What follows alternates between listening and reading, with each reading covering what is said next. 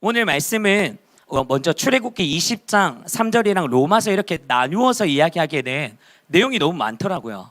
그래서 출애굽기 20장에서 나오는 3절의 말씀을 여러분들이 작년에 배용수 목사님 계실 때 10계명에 우상 숭배하지 말자라는 말씀을 함께 이야기를 나눴으리라 생각을 합니다. 그래서 그 부분에 대한 내용이 여러분들에게 전반적으로 베이스로 깔려있다 생각을 하고 오늘 로마서를 중점적으로 말씀을 나누려고 합니다. 우상 숭배하지 말라의 기준점은 똑같지만 우리가 어떤 사고를 가지고 어떻게 바라봐야 할까라는 것을 같이 기억하시면서 말씀을 같이 하나하나 들으셨으면 좋겠습니다. 오늘 말씀을 나누기 앞서서 여러분 이런 문구를 한번 들어보셨을 겁니다. 산은 산이요 물은 물이로다 라는 이야기 절에 가면은 많이 듣게 되는 문구인데요. 이 문구는 누가 썼냐? 우리나라에서 가장 큰 스님으로 추앙받던 이 성철 스님이 남긴 유명한 말 중에 하나입니다. 그분이 남기신 이 말의 뜻은요, 여러 가지 의견으로 분분하고 있지만요, 가장 유력한 해석은 깨달음과 암, 그리고 그 자체가 진리다라는 견해입니다. 이것은 진리에 대한 깨달음을 통해서 열반에 이르고 부처가 될 수 있다라는 불교의 가르침과 일맥상통한다라는 이야기를 하고 있습니다. 이게 결과적으로 무슨 말을 하냐? 불교의 구원가는, 이 구원관에 대해서 잘 기억해 두세요. 불교의 구원관은 깨달음을 통한 자력 구원이라는 것을 알 수 있는 부분입니다.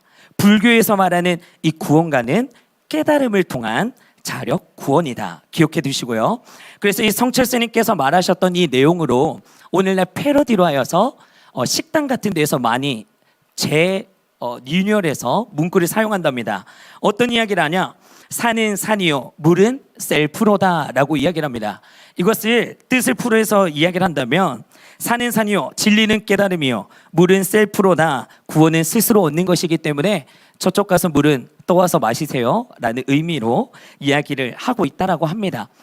불교뿐만 아니지만요, 많은 종교들은 이러한 자력 구원을 주장하며 나아가고 있습니다. 이를테면 착한 일을 많이 하고 덕을 쌓아야 죽어서도 어디에 간다고 이야기하죠? 좋은 곳에 간다. 한 번쯤 들어보셨을 겁니다. 착한 일을 많이 하고 덕을 쌓아야지 죽어서도 좋은 곳에 간다라는 그런 이야기가 있습니다. 그러나 이러한 자력 구원에서는요, 큰 오류가 있을 수밖에 없죠.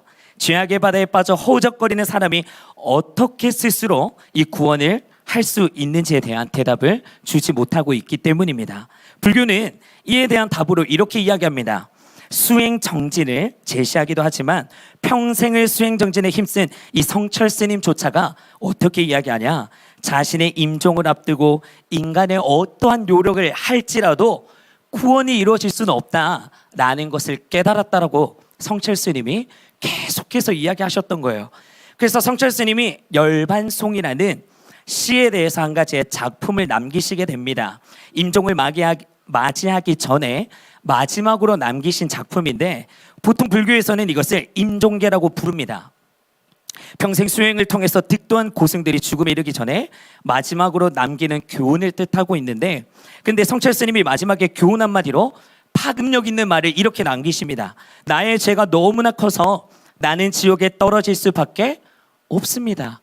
이게 기독교에서 이야기하면 나는 큰 죄인이고 죽을 수밖에 없는 존재이기 때문에 나는 지금 죽으면 지옥 갈 수밖에 없어요. 하지만 그럼에도 불구하고 나를 사랑하시는 예수님을 믿기만 한다면 구원받습니다. 우리는 그 다음이 있습니다. 하지만 다른 종교에는 지금 성철 스님이 이야기하는 것처럼 나의 죄가 너무나 커서 내가 이런 것도 해보고 저런 노력도 해보고 나를 갈고 닦고 다 해봤지만 결국 끝에 가서는 내 자신이 지옥에 떨어질 수밖에 없구나라는 절망적인 고백을 던지게 됩니다.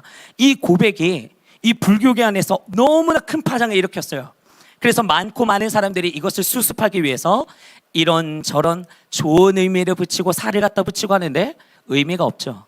그런 의미로 해석될 수가 없기 때문에 너무나 파장이 컸었어요. 거기서뿐만 끝이 아닙니다. 성철 스님이 또 그 뒤에 어떻게 하시냐? 자기가 이제 말년에 이를수록 자신이 선택한 길에 대해서 나는 후회하고 반성하고 있습니다. 나는 종교라는 것에 있어서 불교라는 것을 선택했고 불교에서 유일하게 이야기하고 있는 자기 성찰에 대해서 자기를 계속해서 성찰하면 구원함에 있어서의 내가 부처가 될 수 있다라고 이야기했는데 그것이 다 거짓이었다라는 거예요. 내가 노력해서 구원을 받을 수가 없구나. 그리고 또 이 말을 던지십니다. 나중에 뒤에 가서 뭐라고 이야기를 하냐? 내가 선택했는 길에 있어서 후회하고 반성하며 또 사탄과 부처는 동일시하다라는 이야기를 남겼다라고 이야기합니다. 우리 한국교회에서 이 성철 스님의 정도를 비교한다면 옥하는 목사님 정도, 그 정도로 파력이 있으신 너무나 명분이 있는 사람 중에 한 분이신데 그분의 끝에 이야기하는 것은 결국에는 다른 종교에는 이 불교 안에는 생명이 없다, 구원함이 없다 라는 부분에 있어서 명확하게 이야기하고 있는 거예요. 뭐 뒤에도 여러 가지 많은 이야기 있지만 결과적으로 우리가 알 수 있는 것은 성철 스님을 통하여서 불교에서 구원의 답을 찾지 못했다라는 절망적인 이야기가 분명하다라는 것을 우리가 명확하게 볼 수가 있습니다. 또 불교 이야기가 나와서 그렇지만요, 불교뿐만 아니라 다른 종교도 포함입니다. 사실 불교에서 구원을 논한다라는 것 자체가 조금 웃긴 이야기예요. 다른 종교들도 여러분들이 잘 생각해 보시면은, 제가 지금 최근에 신방을 계속하고 있지만 돈을 많이 벌고 싶다라는 게 가장 1등으로 많이 이야기를, 우리 지체분들이 이야기를 저한테 많이 주시고, 하나님을 정말 진정으로 인격적으로 만나고 구원의 확신이 있고 싶지만 잘 모르겠어요 라고 하는 지체들이 꽤 있습니다. 이게 나쁜 게 아니고 잘못된 게 아닙니다. 당연한 겁니다. 우리가 더욱더 하나님을 알아가고 있는 단계이기 때문에 전혀 여러분들이 염려하실 필요 없고 더욱더 하나님 앞에 매이고 믿고 신앙생활 하시면 되는데, 그런데 그것을 염려해 두고 이야기를 드리는 겁니다. 먼저 이 불교에서 구원에 논한다는 것 자체에서 우리가 살펴봤을 때 말이 안 돼요. 왜냐? 불교는 그 기원의 공자, 맹자처럼 석가가 제자들을 거느리며 자신의 깨달은 도를 가르치는 학문으로 보고 있고 그것이 점차 종교로 발전해 왔습니다. 그리고 흔히 쉽게 표현하면은 예수님께서 죽으셨다가 부활하셨기 때문에 예수님의 시체가 발견되었습니까? 없죠. 근데 석가가 죽어서 장사 치렀다는 그 무덤이 있습니까? 없습니까? 있습니다. 흔적이 있습니다. 우리가 신이라고 믿는 존재는요, 죽어 있으면 안 되는 존재죠. 근데 세상에서 많이 말하고 있는 수만 가지의 종교에 있어서의 살아있는 신은 실제로 없습니다. 우리가 이것만 생각을 해도 실제로 존재하는 신은 하나님 한 분밖에 없다라는 것을 먼저 알 수가 있고요. 또 무튼 여기서 이야기하는 불교에는 뭐 신이 없다, 뭐 깨달음이 없으면 부처가 될 수 없다, 막 이런 이야기하는데, 결과적으로 중요한 것은 세상에서 계속 말하는 사람들의 이 종교는요, 허점투생일 뿐만 아니라 구원관도 내세우는 그 한계는 분명하다라는 이야기를 우리가 알 수 있다라는 사실입니다. 자, 그렇다면 그런데도 왜 많고 많은 사람들은, 특히 부자들도 많고 많은 사람들이 왜 종교에 관해서 신이라는 존재에 대해서 이 신을 믿고 이 신을 믿고 또 다른 신을 믿고 제3의 신, 4의 신, 5의 신, 6의 신, 막 신마다 빌고 다니는데 왜 인간이라는 존재 자체가 이렇게 많은 종교의 문을 두드리며 살아가고 있는 것일까라는 것에 대해서 우리가 함께 살펴보기를 원합니다. 한번 말씀을 보시게 되면요, 제가 지난 시간에 이야기했어요. 사람이 창조될 때 흙으로 창조가 되었고 하나님께서 생기를 불어넣어 주시니 뭐가 되었죠? 생영이 되었다라고 이야기 드렸습니다. 그런데 이 하나님의 영이 함께할 수 없는 상황이 발생해 버리니까 이 생기가 빠져나가게 되고 겉모습만 남겨져 있는 흙투성이만 남게 되었는데, 지금 말하고 있는 게 이 흙투성이의 존재일 때 이야기를 하고 있는 겁니다. 하나님의 영이 철수하고 난 뒤에 흙덩어리가 전력해버린 인간에게는 자신의 본체를 찾아가려는 귀소본능과 이 종교심이 생겨나게 됩니다. 많고 많은 사람들은요, 그렇기 때문에 종교에 관해서 신을 찾을 수밖에 없는 그런 존재가 되어버립니다. 그런데 여기에서 사탄은 그냥 이 기회를 놓치지 않고 사람이 영원토록 하나님께로 돌아갈 수 없는 함정을 계속해서 파놓고 있는 작업을 합니다. 뭐 여러 대용품의 종교와 우상들을 만들어 놓고 사람들에게 헷갈려지도록 그냥 요 정도만 하면 되고 이것만 찾으면 되고 이렇게만 빌면 되고 돈을 투자해서 요것만 만들면 너는 구원함을 받았어. 종교 티켓을 사는 것처럼 사단이 오늘날 그렇게 전략을 가지고 우리를 속이고 있다라고 이야기를 하는데요. 고린도후서 4장 4절의 말씀 우리 함께 큰 목소리로 읽어보도록 하겠습니다. 시작.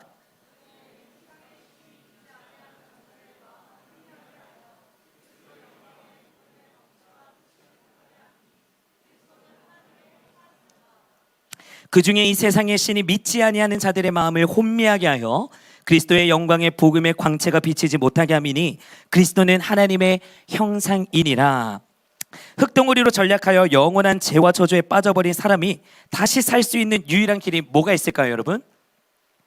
지금 사람이 빈 껍데기가 되어서 어떻게 살아갈 수 있을까? 지금 계속해서 마음 가운데는 공허함 때문에 진짜로 그 신을 만나기를 원하는데, 자, 만약에 그 진짜 신을 만나기 위해서는 우리가 어떻게 할까요? 본래의 창조주이신 하나님께로 돌아가야겠죠. 당연한 거겠죠. 본래인 하나님 앞으로 돌아가야 하는 것인데, 하나님께로 돌아갈 수 있는 유일한 진리의 길을 가르쳐주는 것이 바로 오늘날 성경입니다.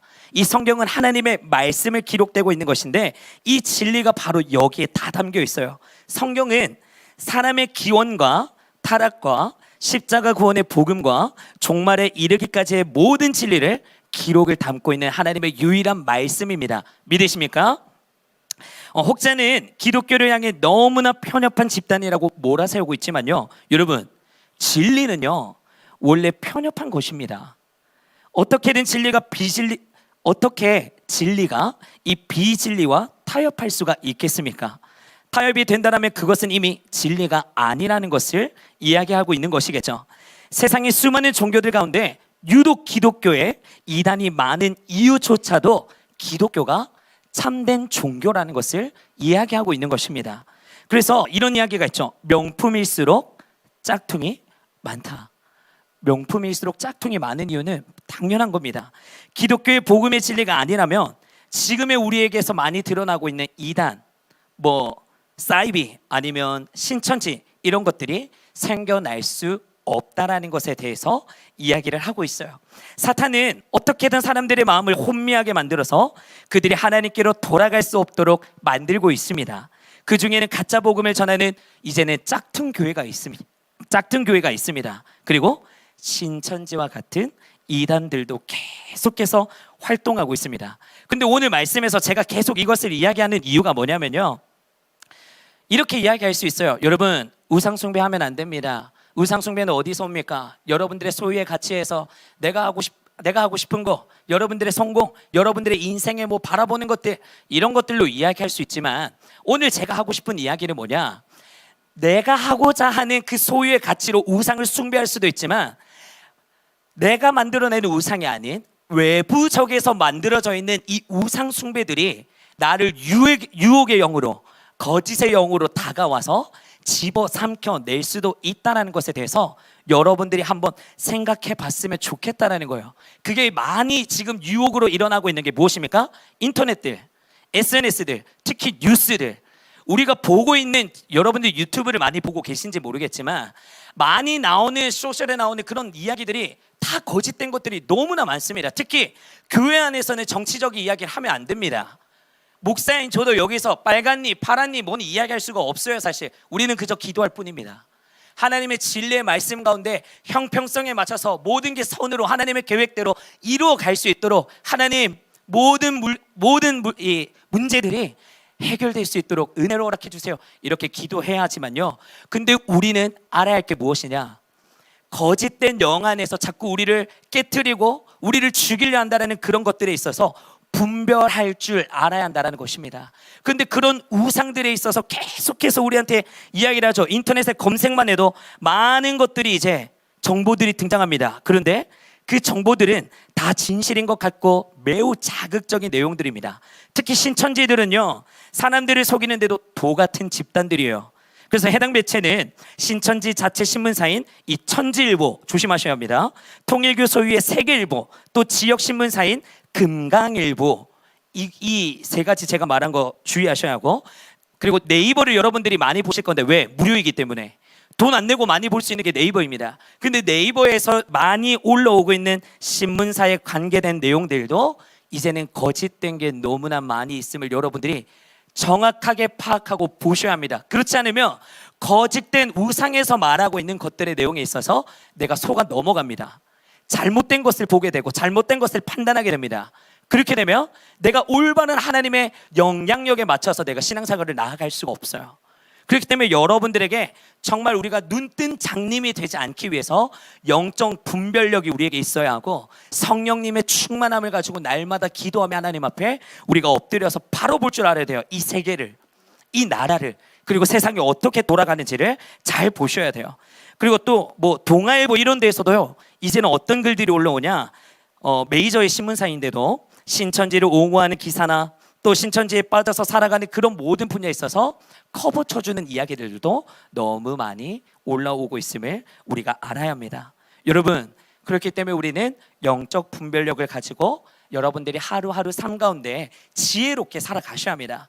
그런데 우리가 제대로 알지 못하고 거짓의 영에 빠져서 이런 일과 같이 생길 수 있다는 것에 대해서 한 가지 사례를 이야기 드리려 하는데요, 신천지 사례를 한 가지 이야기 드리겠습니다. 신천지에서는 지금 어떤 교육을 많이 하고 있냐, 우리가 신천지에 빠진 사람을 구원하기 위해서는 상담소라는 게 있습니다. 상담소에 거치게 되면 기도도 한 2주? 한 2주 정도만 계속해서 상담소에 거쳐서 내용을 듣고 판단해서 나오게 되면 신천지가 거짓이라고 판단을 다 완벽하게 100%가 되고 거기서 나올 수가 있어요. 그런데 지금 이 상담소에 대한 영역에 있어서 신천지들이 막 교육을 하게 되니까 어떤 증상이 나타나냐, 이렇게 이야기합니다. 실제로 가족들에게 붙들려 상담소로 끌려가다가 차에서 뛰어내리는 학생들이 등장합니다. 잠시 휴게소 화장실에 들린다고 했다가 락스를 마시고 자살을 시도하는 경우가 생기기 시작합니다. 신천지는 그렇게 교육을 시키고 있습니다. 상담소에서 끌려가면 영혼까지도 다 죽어서 영혼이 지옥에 가게 되니 차라리 자살을 선택하면 영혼은 천국에 갈 수 있다라고 쇠뇌를 시키고 있습니다. 우리가 지금 이렇게 이야기를 들으면 와 진짜 바보들 아니야? 멍청이들 아니야?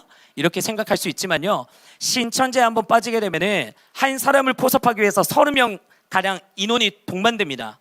수많은 물질이 동반되고요, 이 영혼이 들어오게 되면 세상의 미디어들 다 끊게 만들고 휴대폰을 못 쓰게 만들어요. 그리고 옆에서 계속 세뇌시키는 거예요. 30명이 동시에 다발적으로 샤바샤바 거리고 있으니까 인간이라는 게 거기에 세뇌가 물들이기 시작하니까 이런 일을 하게 된다라는 것입니다. 상담소에 끌려가면 다 끝나는 줄 알고 이런 식으로 하게 되니까, 또 지금 신천지는요 이걸 바란대요. 이런 것을 세뇌시켜 놓으니까 차라리 그런 식으로 몇 명이 죽기를 바란다고 합니다. 왜 죽기를 바라냐? 그렇게 되었을 때 자극적으로 감성팔이를 하며 자신들의 선전도구로 사용할 수 있기 때문이다 라고 신천지에서 이야기를 하고 있습니다. 여러분, 우상 숭배가 곧 거짓의 영인데 우리가 하나님을 아는 것에 있어서 제대로 알고 있지 못한다면, 말씀의 깊이에 바로 서 있지 못한다면 내가 하나님을 아는 것처럼 살아간다지만 하나님을 만난 게 아니에요. 오히려 내가 하나님을 믿고 있다는 그런 착각 속 가운데 잘못된 것을 구하고 잘못된 가치관에 사로잡혀서 하나님을 외면하고 살아가는 우리의 모습이 등장하기 시작한다는 것입니다. 여러분, 신천지에 넘어가는 사람들이요, 그냥 일반적인 세상 사람들이 넘어가지 않습니다. 누가 많이 넘어가냐? 목사들, 교사들, 그리고 청년들이 가장 많이 넘어갑니다. 왜?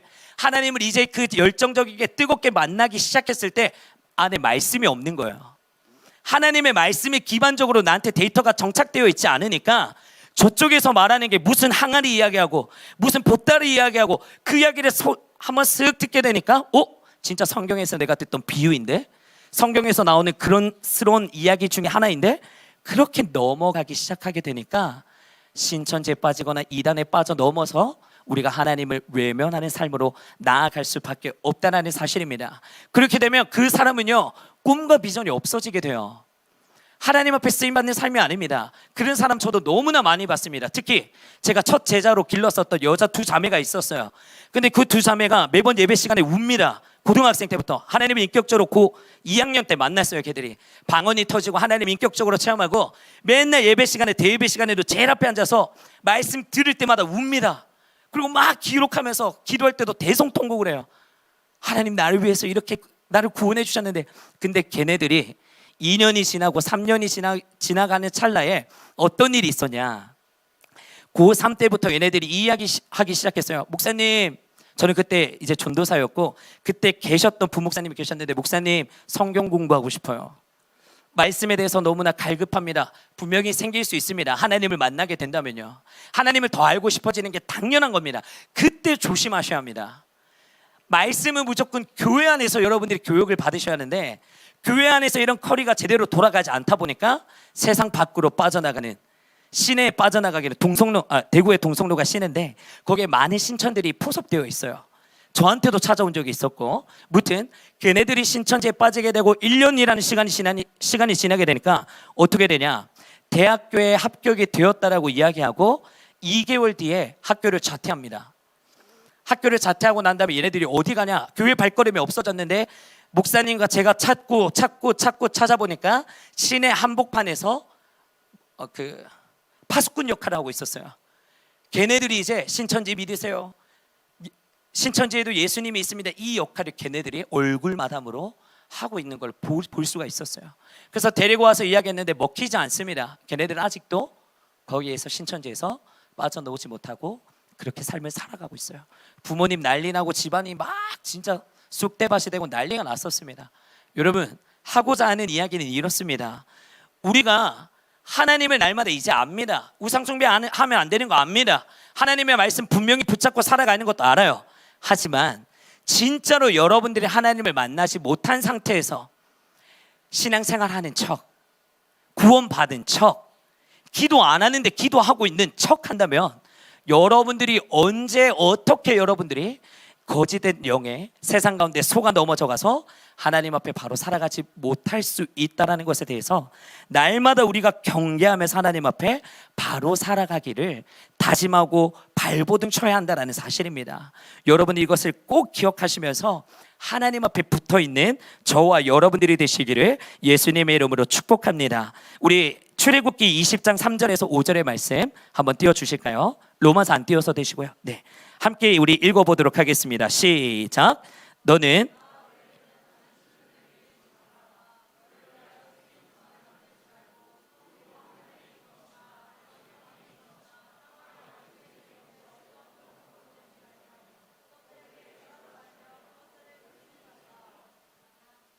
아멘. 너는 나 외에는 다른 신들에게 내게 두지 말라. 너를 위하여 새긴 우상을 만들지 말고 또 위로 하늘에 있는 것이나 아래로 땅에 있는 것이나 땅 아래 물속에 있는 것에 어떤 형상도 만들지 말며 그것들에게 절하지 말며 그것들을 섬기지 말라. 하나님은 오늘 우리에게 명확하게 이야기하고 있는 말씀 중에 한 부분입니다. 그래, 하나님께서 어떤 식으로 우리에게 지금 이야기하고 계시냐, 얘야, 나는 너의 하나님이야. 너를 구원할 진짜 신은 너의 삶을 전혀 망가뜨리는 그런 신이 아니야. 너희들이 바라보고 있는 그 신은 거짓된 신이야. 정신 차려야 돼. 너를 압제하고 핍박하는 폭군은 그런 신은 없단다. 나는 너의 행복을 위하여서 아들의 생명을 내어주는 사랑의 하나님이고, 내가 아닌 다른 신을 섬기고 우상을 섬긴다면 너의 삶은 가면 갈수록 더욱더 피폐스러워지고 고통스러워질 뿐, 그러니 절대로 우상 섬기지 말고 너는 정말 참된 나를 바라보며 하루하루 믿음 가운데 살아가야 한다라는 것을 우리에게 이야기하고 있는 것입니다.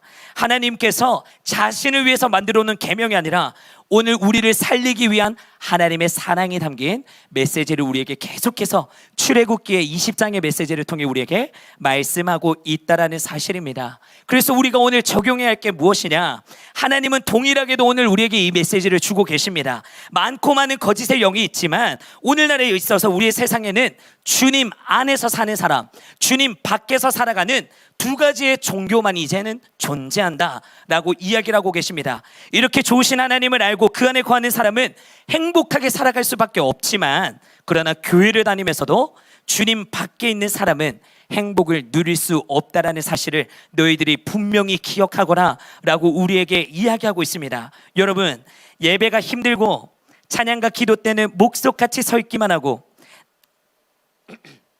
지금 나에게 이런 모습이 있다면요, 그것은 내가 주님 밖에서 수많은 우상들을 섬기면서 나의 행복이 먼저가 되어서 찾고 헤매고 있다는 하나의 증거가 될 수 있다는 사실입니다. 그렇기 때문에 여러분들이 날마다 드려지는 예배도 여러분들이 어떻게 드려지고 있는지 날마다 점검하셔야 합니다. 기대감이 있는 것인지, 하나님을 만나러 오는 이 예배가 그냥 예배처럼 여겨지지 않는지. 수요 예배 때 장혜주 목사님이 그 이야기 하셨죠. 만나 이야기하시면서 예배에 대해서 어떤 마음으로 이야기하신지 정확하게 이야기해 주셨어요. 여러분들이 어느 순간에 너무나 익숙해져서 예배를 하나님을 만나는 만남의 교제 시간인데도 그냥 와서 앉아있고 귀 닫고 있고 눈 닫고 있고 예배에 대한 감흥이 없고 예배를 만나서 나가면 소망과 희망이 살아서 나가야 하는데 여러분들이 드려진 예배가 이제 예배 끝났다. 오늘 목사님 설교 좀 짧으셨어. 아니 오늘 목사님 장난하나 50분 설교하셨어. 막 이런 내용으로 여러분들이 예시지만 그럴 수도 있지만 여러분들이 그런 생각으로 예배 문을 열고 나가게 된다. 여러분 그 예배가 하나님께서 받으셨겠습니까? 예배는요 내가 뭔가를 받는 시간이 아닙니다. 하나님 앞에 내가 최고의 서비스를 올려드릴 수 있는 하나님과의 만날 수 있는 유일한 시간입니다. 그 하나님의 얼굴을 대면하면서 하나님의 음성을 들으면서 여러분들에게 위로와 기쁨과 소망을 부어주시는 시간인데 여러분들의 예배 시간을 통하여서 뭔가의 여러분들의 똑같은 예배 시간, 지루한 예배 시간, 변화됨이 없는 예배 시간 아니면 혹시 이렇게 생각할 수가 있죠. 에이 찬양단 별로야. 오늘 찬양단 뜨겁지 않았어. 에이 목사님 요즘 기도 안 하시는가? 설교가 뭐야 저게? 혹시 이렇게 비판하고 불평하시는 분 계실까요? 여러분 마귀의 놀이개에서 절대 계시면 안 됩니다. 여러분 제가 이야기 드렸었죠. 예배 드리기에 앞서서 먼저 10분 전에 나와 계십시오. 예배 어떤 태도와 어떤 마음으로 여러분들이 하나님을 만나기 위해서 행동으로 여러분들이 여기에 임하시는지 그것을 먼저 바라보세요라고 이야기했던 거 기억하실까요? 그것을 꼭 기억하셔야 합니다. 여러분들의 불평 불만으로 나아가는 예배는 결코 하나님과의 만남과 회복이 될 수가 없습니다. 그리고 그런 예배로 세상으로 나가게 되면 결국 채워지지 않는 공허함 때문에 세상적인 것에 우상에 여러분들이 노출될 수밖에 없다라는 것입니다. 그리고 여러분들 축복의 눈이 있습니다. 저는 하나님의 인격적으로 만남이 다 있었고 성령 충만함이 있었고 불이 떨어졌었고 은사도 받았습니다. 그런데 그런 중학생 2학년 때부터의 삶이 대학생이 올라가서 대학생 2학년이 됐을 때 제가 방황했었을 때가 있다라고 이야기했죠. 그래서 제 눈에 악목이 어디로 갔었냐? 명품의 신발을 계속해서 수집하는 거. 내 공허함을 달래기 위해서 거기에 눈이 가버리니까 지금 내 눈이 어떤지 아십니까? 이건 부끄러운 고백이지만요 그냥 지나가는 사람을 보면은 다 볼 수 있어요. 스캔이 다 돼요. 오늘 저 형제 뭐 명품이다 뭐 명품이다 뭐 명품이다 다 보여요. 근데 이게 저주예요. 여러분 괴로워요. 얼마나 힘든 줄 아십니까? 한 가지의 나에게 우상으로 여겨지는 것이 내 몸에 싹 배기게 되면요 내가 나중에 회개하면서 하나님 앞에 자복하고 뒤돌아서도 내가 그때 바라봤던 이 시선이 나도 모르게 하나님의 신앙의 관점에서 텐션이 떨어지기 시작하면 내 관점이 어디로 가겠습니까?